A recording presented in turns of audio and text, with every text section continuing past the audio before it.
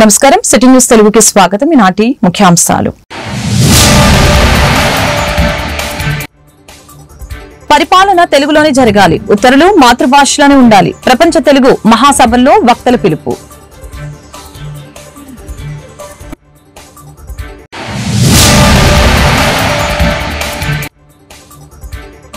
రెండు లక్షల కోట్ల ప్రాజెక్టుల్ని మంజూరు చేసిన కేంద్ర ప్రభుత్వం. కియా పరిశ్రమ రాయలసీమ చరిత్రని మార్చేసింది. మంత్రి లోకేష్ వెల్లడి.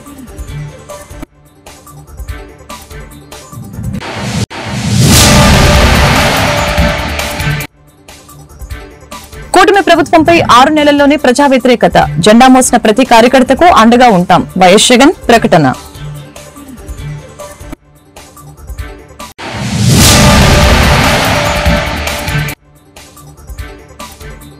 ఇంటర్ విద్యలో కీలక సంస్కరణలు. విద్యావేత్తలు, తల్లిదండ్రుల నుంచి సలహాలకి ఆహ్వానం. కృతికా శుక్ల ప్రకటన.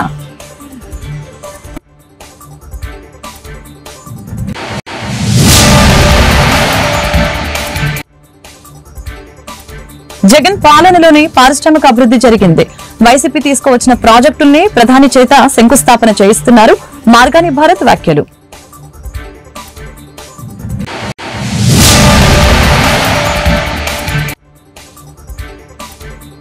గుంటూరు పశ్చిమలో వేగంగా అభివృద్ధి పనులు. 21 డివిజన్లో 2 కోట్ల విలువైన సీసీ రోడ్లు, డ్రైన్లకి శంకుస్థాపన చేసిన ఎమ్మెల్యే మాధవి.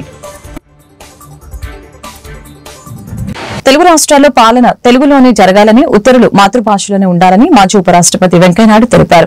గోదావరి గ్లోబల్ విశ్వవిద్యాలయం ప్రాంగణంలో జరుగుతున్న ప్రపంచ తెలుగు మహాసభల్లో ఆయన మాట్లాడారు. అమ్మ భాషను మరిస్తే అమ్మను మరిచినట్లేనని తెలిపారు. తెలుగులో మాట్లాడేవారు తెలుగు నాయకుడు కాదని అన్నారు. మాతృభాషలో మాట్లాడని వారికి ఓటు వేయొద్దని సూచించారు. రాష్ట్రం బయట ఉన్న వారంతా తెలుగు బాగా మాట్లాడుతున్నారు. ఇతర రాష్ట్రాల నుంచి వచ్చిన వాళ్లు నేర్చుకుంటున్నారు. కానీ తెలుగు రాష్ట్రాల్లో కొందరు తెలుగువారు అమ్మ భాష మాట్లాడటం లేదు. న్యాయస్థానంలో మాతృభాష వాడకం పెరిగింది. సినిమాల్లో మాటలు, పాటల్లో తెలుగుదనం ఉండాలి. తెలుగు కోసం పత్రికలు, ప్రసార మాధ్యమాలు కృషి చేస్తున్నాయి. మన భాషను ఎవరో కాకుండా మనమే కాపాడుకోవాలి. భాషను ప్రేమించు, ప్రోత్సహించు, ఇతరులతో పలికించు నినాదంతో ముందుకు వెళ్లాలి అని వెంకయ్యనాయుడు తెలిపారు.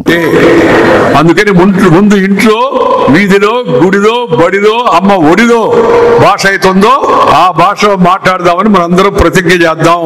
కష్టమేం కాదు. మనం పుట్టింది తెలుగులో, కానీ మనకు అలవాటు అయిపోయింది మమ్మీ, డాడీ, బీడీ, జాడీ, కేడీ. ఈ అలవాటు అయిపోయి ఆ అలవాటు ప్రకారం మమ్మీ అని. ఇది అమ్మలకు కూడా వచ్చిన జబ్బు. అమ్మను కూడా పెద్దలు నానా, మమ్మీ అను, డాడీ అను అని చెప్పని. నానా అంటే ఎక్కడి దాకా కనబడుతుంది, అమ్మా అంటే అంతరాల నుంచి వస్తుంది, మమ్మీ అంటే మూతిలో నుంచి వస్తుంది. ఇంటికి వెళ్ళి ఒకసారి ట్రై చేయండి, రాత్రికి మమ్మీ అనండి, ఎక్కడికి వస్తుందో. రాష్ట్రానికి ప్రధాని నరేంద్ర మోదీ 2 లక్షల కోట్ల విలువైన ప్రాజెక్టులు ఇస్తున్నారని మంత్రి నారా లోకేష్ తెలిపారు. విశాఖలో డిప్క్ ఆధ్వర్యంలో నిర్వహించిన ఆంధ్రప్రదేశ్ డిజిటల్ టెక్నాలజీ సదస్సులో ఆయన పాల్గొని మాట్లాడారు. ఒక కియా పరిశ్రమ రాయలసీమ ముఖ్య చిత్రాన్ని మార్చిందని చెప్పారు. డేటా సిటీ ప్రపంచానికి తలమానికంగా రూపుదిద్దుకుంటుందని లోకేష్ పేర్కొన్నారు. రతన్ టాటా మంచి దార్శనికుడని, దేశ పురోభివృద్ధికి ఎంతగానో కృషి చేశారని ఈ సందర్భంగా కొనియాడారు. Today we are gathered here not just to talk about technology but to ignite a vision. A vision where Andhra Pradesh becomes a global digital technology powerhouse by embracing innovation, fostering deep technology capabilities, and driving convergence across industries. The theme of this summit is Shaping the Future, Empowering Andhra Pradesh through Innovation, Deep Tech Skills, and Convergence resonates deeply with your government's commitment to economic growth, technology advancement, and social transformation. Innovation has always been the engine of progress, from disruptive technologies in artificial intelligence, robotics, quantum computing, health tech, edutech, to smart solutions in energy, infrastructure, technology, which is shaping the world faster than we ever imagined. We are at the cusp where industries must converge. IT, electronics, medtech, and smart technologies must come together to work symbiotically to solve our complex social issues and in a very holistic manner. I would like all of you to think about a few examples. How can technology, a convergence of technology, fundamentally transform healthcare? I have seen a pilot done by Tata Health in Karnataka, where they're able to use IoTs, they're able to use data effectively, and look at predictive models to to predict where the incidence of diabetes, blood pressure, and so on and so forth. So I think there's an amazing opportunity to look at convergence of technology and to apply it to the world at large. We all, as a state, as already explained by our leaders here, we aim to position Andhra Pradesh as a $2+ trillion economy by 2047. For all of you here, I'm not sure how many of you know Vision 2020. I would like you to raise your hands if you have ever heard of Vision 2020. So I see all the gray hairs raising their hands. Okay, I also have a gray beard, so I'll raise my hand. But I think Gurunani sir can vouch for Vision 2020. Vision 2020 was crafted by our Chief Minister, Mr. Naidu, way back in the 90s, talking about the then combined state of Andhra Pradesh. Vision 2020 not just spoke about technology, it spoke. Party కార్యకర్తలకు అండగా ఉంటామని వైఎస్ఆర్సీపీ అధినేత YS Jagan కీలక హామీ ఇచ్చారు. కార్యకర్తల విషయంలో ఇప్పటి వరకు ఒకలా చూసాం, ఇకపై మరొకలా చూస్తామని వైఎస్ జగన్ భరోసా ఇచ్చారు. జెండా మోసిన ప్రతి కార్యకర్తకు భరోసాగా ఉంటామని ఈ సందర్భంగా ధైర్యం చెప్పారు. ప్రభుత్వ వ్యతిరేకం రావడానికి కనీసం ఏడాదైనా పడుతుంది కదా అని అందరూ అనుకుంటున్నారు. కానీ 6 నెలలకి కూటమి ప్రభుత్వ తీవ్ర ప్రజా వ్యతిరేకంని ఎదుర్కొంటుంది. ఎన్నికల్లో ఇచ్చిన వాగ్దానాలని, మేనిఫెస్టోలో ఇచ్చిన హామీలని పూర్తిగా గాలికి వదిలివేసింది. ప్రతి ఇంట్లో ఇదే చర్చ కొనసాగుతుంది. మనం ఇచ్చిన పథకాలని రద్దు చేశారు, అవి అమలు కావటం లేదని తెలిపారు. మరి ఇలాంటి నేపథ్యంలో మనం అంతా కలుస్తా ఉన్నాం. మరి మీరే చెప్పండి, ప్రజలకు తోడుగా మనం ఉండాలి కదా, ప్రజలకు అండగా మనం నిలబడాలి కదా. ప్రజలకు తోడుగా నిలబడగలిగినప్పుడే వాళ్ళ మీద ఉన్న వ్యతిరేకత మన మీద, మన నాయకుల మీద సింపతి కింద కన్వర్ట్ అవుతుంది. ఈ సంక్రాంతి కల్లా పార్టీ నిర్మాణం, జిల్లా కమిటీలు, నియోజకవర్గ కమిటీలు, మండల కమిటీలు, ఇవన్నీ మీరు సంక్రాంతి కల్లా మీరు అన్నీ కూడా పూర్తి చేసే కార్యక్రమాలు చేయండి. దాని తర్వాత జనవరి, ఫిబ్రవరి నుంచి, జనవరి చివరిలో కానీ ఫిబ్రవరి మొదటి వారం నుంచి కానీ నా ప్రోగ్రాములు కూడా స్టార్ట్ అవుతాయి. నేను కూడా జిల్లాలకు వస్తాను, నేను కూడా జిల్లాల్లోనే నిద్ర చేస్తాను. ప్రతిరోజు ఒక 2 నియోజకవర్గాలు చొప్పున కార్యకర్తలందరితో కూడా మమేకమయ్యే కార్యక్రమం చేసే కార్యక్రమానికి శ్రీకారం చుడతాను. నా ప్రోగ్రాంలో ఒకసారి స్టార్ట్ అయిన తర్వాత మండల స్థాయి నుంచి గ్రామ స్థాయి దాకా పార్టీ బలోపేతం చేసే విధంగా చర్యలు తీసుకునే కార్యక్రమానికి మనం శ్రీకారం చుడతాం. విలేజ్ కమిటీసు, బూత్ కమిటీసు, వీటిని సంబంధించి ఎలా వీటిని అన్నిటినీ కూడా బలోపేతం చేయాలి, వీటిని అన్నిటినీ ఆర్గనైజ్డ్ పద్ధతిలోకి ఎలా తీసుకుని రావాలి. సోషల్ మీడియా అన్నది ఒక బలమైన ఆయుధంగా కూడా మనం ఎలా ఉపయోగించుకోవాలి అన్నది కూడా చెప్పేటివన్నీ కూడా నేను ఎప్పుడైతే జిల్లాలకు వస్తానో అప్పుడు నా కార్యక్రమంలో ఇవన్నీ కూడా మీరు నేను అందరం కలిసికట్టుగా డిస్కస్ చేసి ఇవి గ్రామ స్థాయిలోకి పర్కులేట్ అయ్యేట్టుగా మీరు నేను అందరం కలిసి అడుగులు వేస్తాం. ఎందుకనంటే ఈరోజు మనం యుద్ధం చేసేది ఒక చంద్రబాబుతో కాదు, ఒక ఈనాడు, ఒక ఆంధ్రజ్యోతి, ఒక TV5 ఇలాంటి ఒక చెడిపోయిన ఒక సామ్రాజ్యంతో యుద్ధం చేస్తూ ఉన్నాం. వీళ్ళని ఎదుర్కోవాలి అంటే, ఆ మీడియా సామ్రాజ్యాన్ని మనం ఎదుర్కోవాలి అంటే మనకున్న ఏకైక అస్త్రం మన చేతుల్లో సెల్ ఫోన్. ప్రతి ఒక్కళ్ళం మనలో మన దగ్గర నుంచి మొదలెడితే గ్రామ స్థాయిలో ఉన్న ప్రతి విలేజ్ కమిటీ మెంబర్ దగ్గర నుంచి బూత్ కమిటీ మెంబర్ దాకా ప్రతి ఒక్కరికి కూడా వాళ్ళ ఫోన్ అనేది. ఇంటర్ విద్యలో కీలక సంస్కరణలకి రాష్ట్ర ప్రభుత్వం సిద్దమవుతుంది. దీనికి సంబంధించిన పలు ప్రతిపాదనలు సిద్దం చేసినట్లు ఇంటర్ బోర్డు కార్యదర్శి కృతికా శుక్లా తెలిపారు. ఈ మేరకు నిర్వహించిన మీడియా సమావేశంలో ఆమె మాట్లాడారు.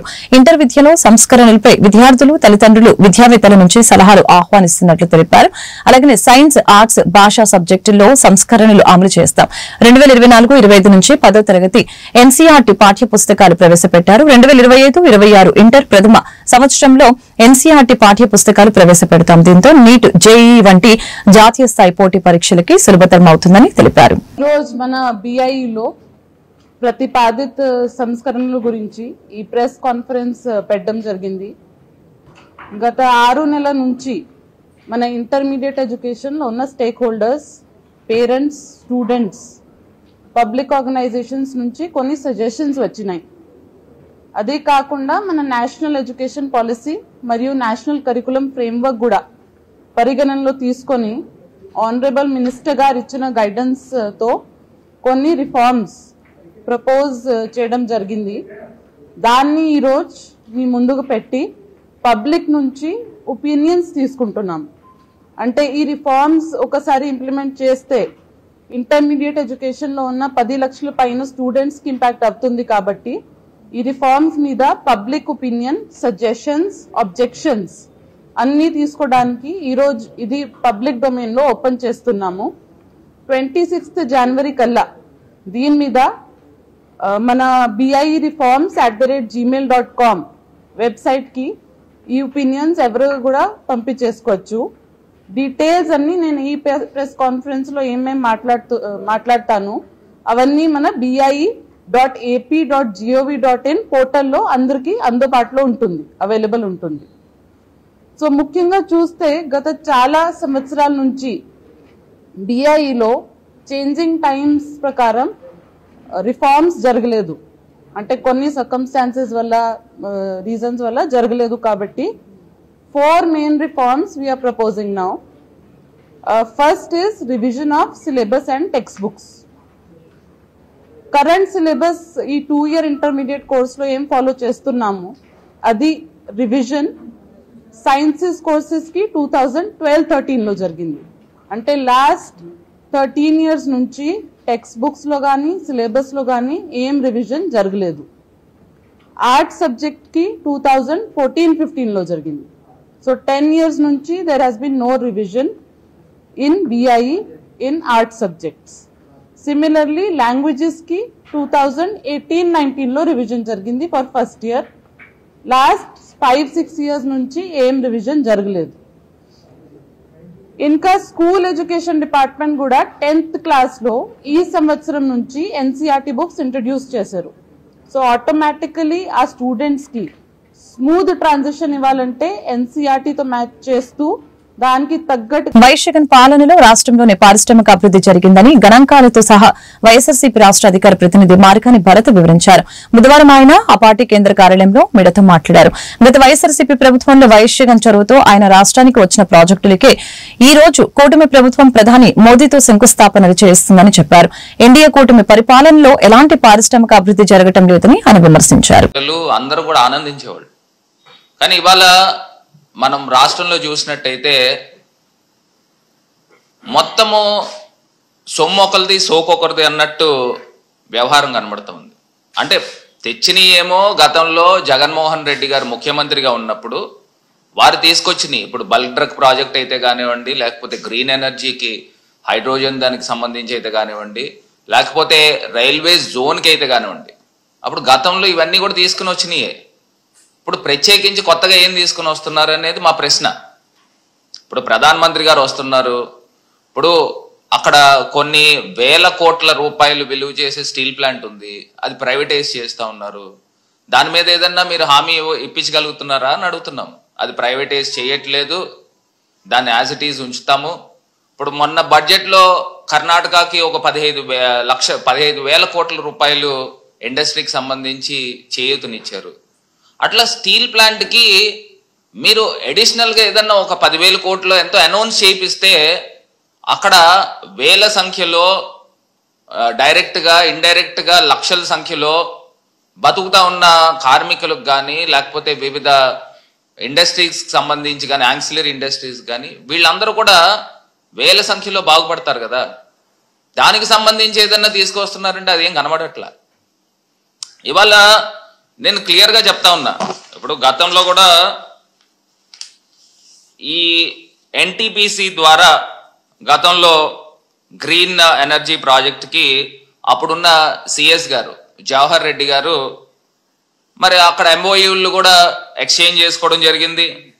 అదేవిధంగా మనకి బల్క్ డ్రగ్ ప్రాజెక్ట్స్కి వచ్చేసరికి 17 రాష్ట్రాలతో పోటీ పడి ఆంధ్రప్రదేశ్ రాష్ట్రము మరి అప్పుడు జగన్మోహన్ రెడ్డి గారి నాయకత్వంలో సాధించడం జరిగింది. సో ఇవన్నీ కూడా జీవోల రూపేణ మీకు అందరికీ కూడా అందించడం జరుగుతుంది. ఇప్పుడు కొత్తగా ఇండస్ట్రీల గురించి మీరు ఏం తీసుకుని వస్తున్నారు అని అంటే అదొక ప్రశ్నార్థకం. నిన్న లోకేష్ గారు కూడా ఏవో మాట్లాడుతూ ఉన్నారు. ఏదో బాండ్ పేపర్ల మీద ఇండస్ట్రీలు వాళ్ళు రాసి ఇవ్వాలి, రాసిస్తే అప్పుడు మేము వచ్చి పెట్టుబడులు పెడతాం. ఎంత మరి తెలివి తక్కువగా మాట్లాడుతున్నారు నాకైతే అర్థం కావట్లే.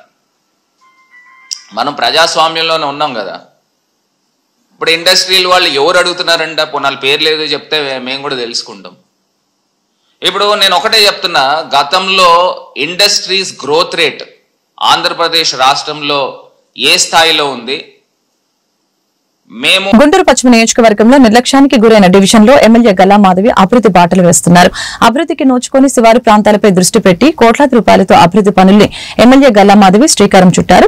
ఈ మేరకు బుధవారం 21వ డివిజన్ లో 1,91,00,000 నిధులతో సీసీ రోడ్ల నిర్మాణానికి ఎమ్మెల్యే గల్లా మాధవి శంకుస్థాపన చేశారు. ఈ సందర్భంగా ఎమ్మెల్యే గల్లా మాధవి మాట్లాడారు. గుంటూరు పశ్చిమ నియోజకవర్గంలో భారీ నిధులతో అభివృద్ది పనులకి శంకుస్థాపన చేయడం ఆనందంగా ఉందని ఈ సందర్భంగా తెలిపారు. ఇందులో భాగంగానే నిత్యం అభివృద్ది పనులపై సమీక్షలు చేసి పనులు ప్రారంభిస్తున్నట్లు ఎమ్మెల్యే గల్లా మాధవి తెలియజేశారు. అదేవిధంగా స్థానిక కార్పొరేటర్ గురువయ్య మాట్లాడుతూ తన హయాంలో 10 కోట్ల రూపాయల అభివృద్ది పనులు చేయడం జరిగిందని తెలిపారు.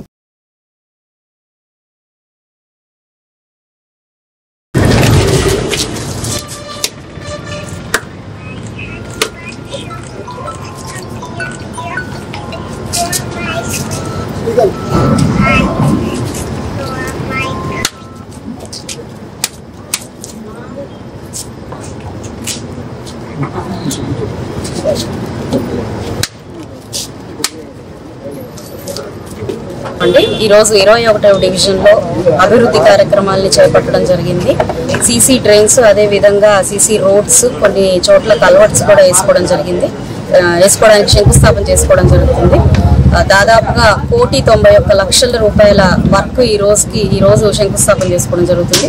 Krishnababu colony and Shashank Goyal colony and Bhanuprasad colony, Abdul Kalam Nagar, zero line, Krishnababu colony zero line, ఈ 4 ఏరియాల్లో కూడా ఈరోజు శంకుస్థాపన చేసుకొని వర్క్స్ ప్రారంభించుకోవడం జరుగుతుంది. ఇవి గడిచిన 5 ఏళ్ల నుంచి కూడా కనీసం ఒక్కళ్ళు కూడా వచ్చి ఈ యొక్క ఏరియాస్ చూసిన పాపాను పోలేదు.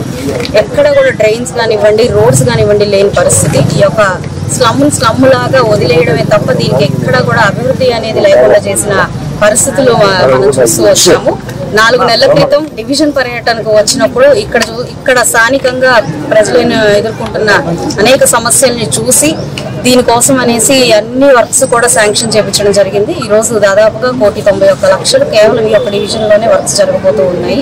ప్రజలందరికీ కూడా ఇంకా ఎన్నో సమస్యలు ఈ డివిజన్ లో ఉన్నాయి. పందుల సమస్య చాలా ఉంటుంది అంటున్నారు. శానిటరీ ఇన్స్పెక్టర్లు లేక చెత్త తీసేవాళ్ళు, డ్రైన్స్ తీసేవాళ్ళు కూడా ఎప్పుడు ఈ యొక్క డివిజన్ కి రాని పరిస్థితి కనపడుతూ ఉంది. ఎన్నో రకాలైన అనారోగ్యాలకు కూడా ఈ యొక్క డివిజన్ నిలవుగా ఉండిపోతూ వస్తుంది. మంచినీటి సమస్య కూడా. కార్పొరేటర్ కాండ్రగొండ గురవయ్య. గత కొంతకాలంగా మామూలుగా సీసీ రోడ్లు లేని కృష్ణబాబు కాలనీ 42 రోడ్లు వేయించడం జరిగింది.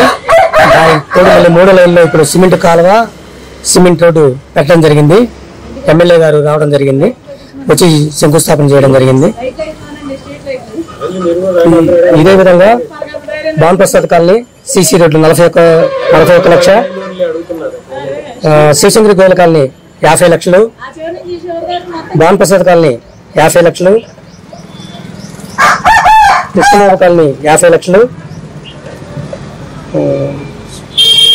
అబ్దుల్ కలాం నగర్ 50 లక్షలు. ఇవి మొత్తం కూడా 1,91,00,000 శాంక్షన్ చేయడం జరిగింది. ఇప్పుడు ఎమ్మెల్యే గారు వచ్చి శంకుస్థాపన చేశారు. ఇంతకుముందు నేను కార్పొరేటర్ ఉండగా దాదాపు కృష్ణబాబు కాలనీకి సంబంధించి 42 రోడ్లు కూడా మట్టి రోడ్లే. అవి మొత్తం కూడా 42 రోడ్లకు సంబంధించి 42 రోడ్లు వేయడం జరిగింది. దాదాపు మన 21వ వార్డుకు సంబంధించి నా హయాంలో 9 నుంచి 10 కోట్ల వరకు చేయడం జరిగింది. న్యాయవాదులపై పోలీసుల జులుం నశించాలని నినదిస్తూ గుంటూరులో న్యాయవాదులు నిరసన కార్యక్రమాన్ని చేపట్టారు. పొన్నూరు న్యాయవాది బేతాల ప్రకాష్ రావుపై సీఏ, ఎస్ఐ వారి సిబ్బంది దాడి చేయడాన్ని ఖండిస్తూ బుధవారం గుంటూరు జిల్లా కోర్టు వద్ద న్యాయవాదులు మానవహారంగా ఏర్పడి నిరసన వ్యక్తం చేశారు. ఈ సందర్భంగా బార్ కౌన్సిల్ సభ్యులు బ్రహ్మారెడ్డి మాట్లాడారు. ఉన్నత న్యాయస్థానం ద్వారా చర్యలకు ఉపక్రమిస్తామని హెచ్చరించారు.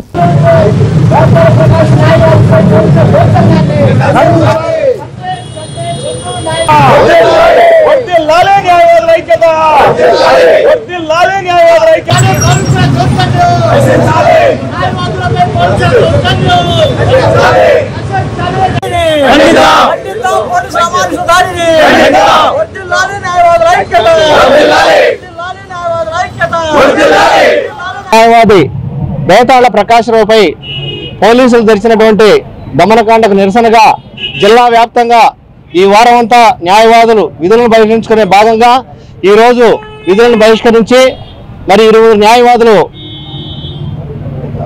నిరాహార దీక్షలో భాగంగా ఈరోజు మేమంతా వారి సంఘీభావంగా తెలియజేయడం జరిగింది. మా డిమాండ్స్ ఎస్ఐసిని సస్పెండ్ చేయాలా, కఠినమైన చర్యలు తీసుకోవాలా, వారి మీద ఎఫ్ఐఆర్ నమోదు చేయాలా, అదేవిధంగా డాక్టర్ పైన ఎఫ్ఐఆర్ నమోదు చేయాలి, అలాగే డాక్టర్ పైన మెడికల్ కౌన్సిల్ గారు వారిని సస్పెండ్ చేయాలా, అదేవిధంగా న్యాయవాదిపై అక్రమంగా రిజిస్టర్ చేసినటువంటి క్రిమినల్ కేసుని పోలీసు వారు వెనక్కి తీసుకోవాలి. దీనికోసం మేము రాష్ట్ర వ్యాప్తంగా శుక్రవారం కూడా బంద్ను ప్రకటించాం. ఈలోగా మేము మా అసోసియేషన్ జిల్లా వ్యాప్తంగా ఇచ్చినటువంటి పిలుపు మేరకు మా డిమాండ్ పరిష్కరించకపోతే రాష్ట్ర వ్యాప్తంగా బంద్ జరుగుతుందని, అంతేకాకుండా ఉన్నత న్యాయస్థానాన్ని ఆశ్రయించి పోలీసు వారు చేసినటువంటి ఈ ఎఫ్ఐఆర్ని క్వాష్ చేసే విధంగా మేము ఉన్నత న్యాయస్థానాన్ని ఆశ్రయిస్తాం. అదేవిధంగా వారిపై కేసు కట్టే విధంగా మేము కోర్టులో వారిపై ఎఫ్ఐఆర్ నమోదు చేసే విధంగా 199/200 సిఆర్పిసి కింద అదేవిధంగా మేము పిటిషన్ దాఖలు చేయడం జరుగుతుంది. మా చేత బలవంతంగా కోర్టు యొక్క ఆర్డర్ తీసుకుని పోలీసుల మీద కేసు నమోదు చేసేదాకా లేకుండా చట్ట ప్రకారం ధర్మ ప్రకారం న్యాయంగా పోలీసులు వారే చేయవలసిన చర్యలు చేయాలని ఈ సందర్భంగా డిమాండ్ చేస్తా ఉన్నాం. మేము న్యాయస్థానాల ద్వారా న్యాయస్థానాలు మొట్టికాయలు వేసిన తర్వాత ఎస్ఐ మీద సిఐ మీద కేసు రిజిస్టర్ చేయండి, న్యాయస్థానాలు మొట్టికాయలు వేసిన తర్వాత మీరు ఎఫ్ఐఆర్ రిజిస్టర్ చేసే బదులుగా చట్టబద్ధంగా చేయాలి అనేటువంటిది ఈరోజు మా డిమాండ్.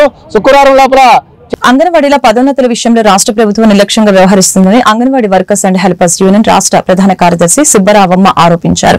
అంగన్వాడీల సమస్యల పరిష్కారం కోరుతూ కలెక్టరేట్ వద్ద చేపట్టిన రిలే దీక్షలు 3వ రోజుకి చేరుకున్నాయి. పదోన్నతులు కల్పించకుంటే ఆందోళన ఉధృతం చేస్తామని ఈ సందర్భంగా హెచ్చరించారు.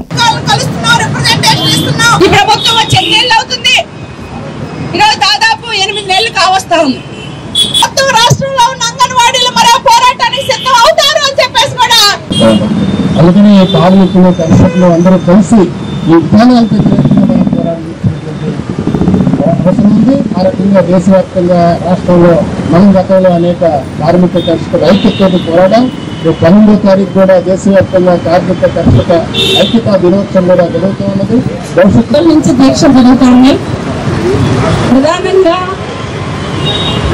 ఈరోజు అంగన్వాడీ సెంటర్ ఖాళీ అయితే అక్కడ హెల్పర్ కనుక అర్హురాలైతే హెల్పర్ కి వెంటనే ప్రమోషన్ ఇవ్వాలి అని చెప్పేసి జీవో ఉంది. ఈ జీవో ఆధారంగా ప్రమోషన్ ఇవ్వాలి అని చెప్పేసి ఈ జిల్లాలో దాదాపు 2 సంవత్సరాల నుంచి anganwadi workers and helpers union ఆధ్వర్యంలో పోరాటం నడుస్తూ ఉంది. అనేక సార్లు అధికారుల దృష్టికి తీసుకెళ్తా ఉన్నాం. ఇక్కడ పీడీ గారిని కలిసాం, కలెక్టర్ గారిని కలిసాం, ఐసిడిఎస్ డైరెక్టర్ గారిని కలిసాం. అనేక మార్లు అర్హులు మేమున్నాము, ప్రమోషన్ ఇవ్వండి అని చెప్పేసి ఆ అధికారుల దృష్టికి తీసుకెళ్ళినా ఏమాత్రం ఫలితం లేదు. పోరాటాల తర్వాత సమ్మె తర్వాత ఇంటర్వ్యూలు జరిగింది. జిల్లాలోనే 16 మంది హెల్పర్లు అర్హులు అని చెప్పేసి కలెక్టర్ గారు స్వయంగా ఇంటర్వ్యూలు చేసి నిర్ణయం చేశారు. కానీ ఇంతవరకు ఆ ఫైలు బయటికి రాలేదు. ఎందుకు రాలేదు అని చెప్పేసి మేము అడుగుతా ఉన్నాం. ఏమిటి రాజకీయాలని చెప్పేసి అడుగుతా ఉన్నాం. అంగన్వాడీల మీద పిచ్చికి మీద బ్రహ్మాస్త్రం లాగా ఈరోజు ప్రమోషన్లు ఇవ్వకుండా ఈ అన్యాయం ఏమిటి? దీన్ని మేము ఎట్టి పరిస్థితుల్లో అంగీకరించము. ప్రభుత్వం వెంటనే స్పందించాలి. అర్హులు కలిగిన హెల్పర్లందరికీ ప్రమోషన్ ఇవ్వాలి అని చెప్పేసి డిమాండ్ చేస్తా ఉన్నాం. ప్రభుత్వం స్పందించకపోతే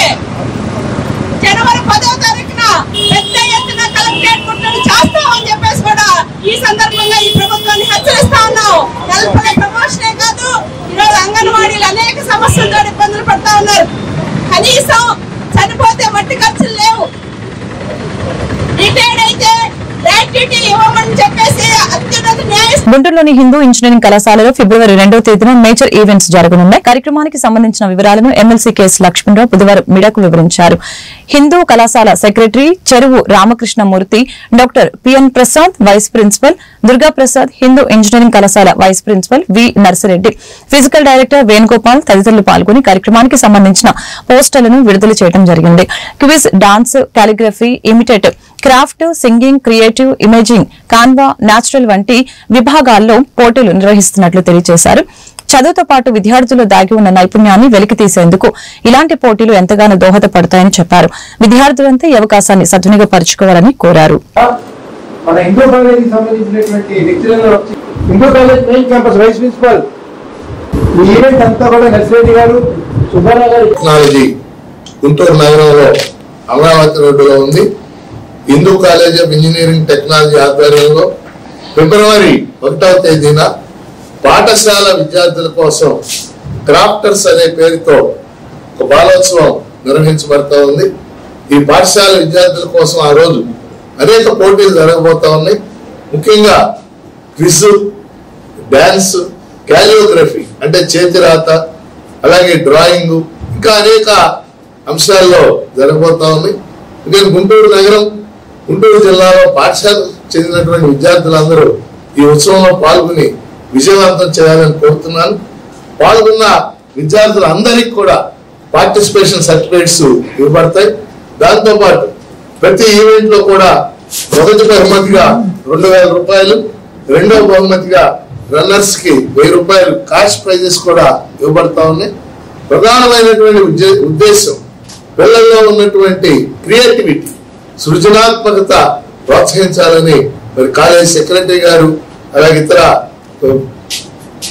ఫ్యాకల్టీ కూడా భావించారు. ముఖ్యంగా Hindu college of technology, engineering and technology ఈ ప్రాంతంలో పాలిటెక్నిక్ కోర్సులు, ఇంజనీరింగ్ కోర్సులు కూడా నిర్వహిస్తూ విజయవంతంగా ఆ కాలేజీ కొనసాగుతుంది. నమస్కారం. నమస్తే. స్కూల్ పిల్లల్లో ఉండే సృజనాత్మకతను ఉత్తేజపరచడం కోసం క్రాఫ్ట్స్ అనే ప్రోగ్రామ్ ఫిబ్రవరి 1న ఆర్గనైజ్ చేస్తాం. స్కూల్ స్టూడెంట్స్ అందరూ పార్టిసిపేట్ చేయాలని కోరుకుంటాం. మీరు ఈవెంట్ని జయప్రదం చేయాల్సిందిగా కోరుతున్నాను. Thank you very much. Hindu కళాశాల, Hindu college of engineering and technology తరఫున our secretary and correspondent Shri Cheruvu Ramakrishnamurthy గారు ఇవాళ ముఖ్య అతిథిగా విచ్చేసి ఈ వాల్ పోస్టర్స్ రిలీజింగ్కి ముఖ్య అతిథిగా విచ్చేసినటువంటి కేఎస్ లక్ష్మణరావు గారు, హిందూ కళాశాల ప్రిన్సిపాల్ శ్రీ పిఎం ప్రసాద్ గారు, అలాగే నర్సిరెడ్డి గారు వైస్ ప్రిన్సిపాల్, ఇతర పెద్దలు. మీ అందరికీ తెలుసు, స్కూల్ విద్యార్థుల్లో చక్కటి నైపుణ్యత ఉంటుంది. అయితే 24 గంటలు క్లాసులు, స్టడీ అవర్లు వాటితోనే సతమతమవుతూ ఉంటుంటారు. వాళ్ళలో ఉన్నటువంటి టాలెంట్ని ప్రదర్శించుకోవడానికి సరైన వేదికలు కొంచెం పొరబడుతున్నాయి అని అనిపిస్తుంటుంది. అందుకని ఆ పిల్లల్లో ఒక మానసిక ఉల్లాసం కోసం, ఫర్ ఏ చేంజ్ అనుకోవటం, లేదా వాళ్ళలో ఉన్న క్రియేటివిటీని వెలికి తీయటం కోసం ఇటువంటివి చాలా చాలా అవసరం. ఇక్కడ మన ముందే ఉన్నారు, ఇక్కడ కేఎస్